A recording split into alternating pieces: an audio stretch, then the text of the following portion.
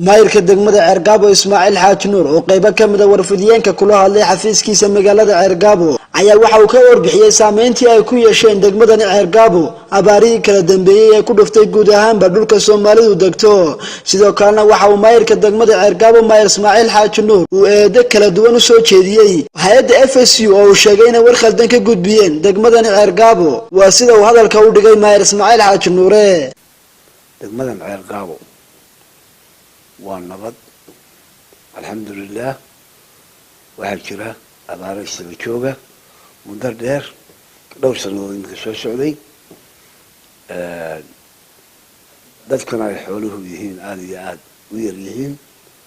ولا عيلوبي لا ثبت بعد عضي ولله الحمد حوري ولما ترمين آليات ويريهين تذكروا نفقات كهل الشري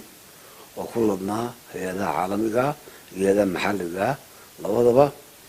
هو دنقا يكون شنو بقى لوضبه نصيب ذره واحد علي بدل دويد إلى هالكم اللي واحد صامر يقول له FSU وصه مسه هذا عبارها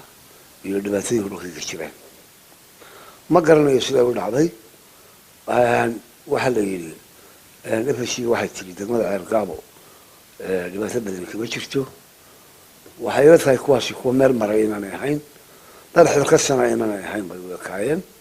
sababtu waxa weeye degmada Ceergaabo waa degmo ballaaran oo degmo ahaan waa degmo aad u ballaaran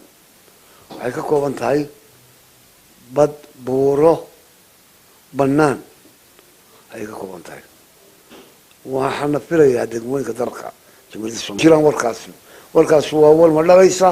waxay wajiyada garan mayno dadka noocaasana in dhulka loo soo dirin ayaa loo baahan yahay waxaanu gaarsiinaynaa maanta dawladda hay'adaha caalamiga hay'adaha wadaniga intaba in abaartiina kulushahay kala la galay Ismaaciil Xaaji Nuur maayirka degmada Ceergaabo hadalkiisa si wata ayaa waxa uu ka hadlay baaxadda ay leedahay degmada Ceergaabo iyo saameynta ay abaartani ku hayso gobolka Sanaag waxaana xukuumadda iyo hay'adaha caalamiga ah ugu baaqay inay kaalmo la soo gaaraan bulshada gobolka Sanaag degmadaasi buuray leedahay xeeb bay leedahay bannaan bay leedahay intaba abaartu waa saameysay muddo isba joogana abaaray ahay waqtiyo roob diiran dib way jireen lama soo kaban xoolihii waxba ka jooga laakiin baahidi waa sideedii xooluhu way yaryihiin aad iyo aad way yaryihiin antaas meesha ka soo baxday ma garanayno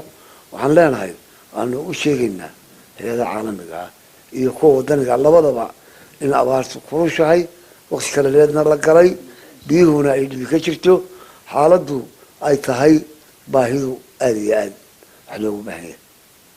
idii warka keentayna indhaha macallina hal yimaado hal eego hal arko Adnan Cabdirashiid Ali telefishinka caalamiga Horyal 24 TV wararka gobolka Sanaag Ceergaabo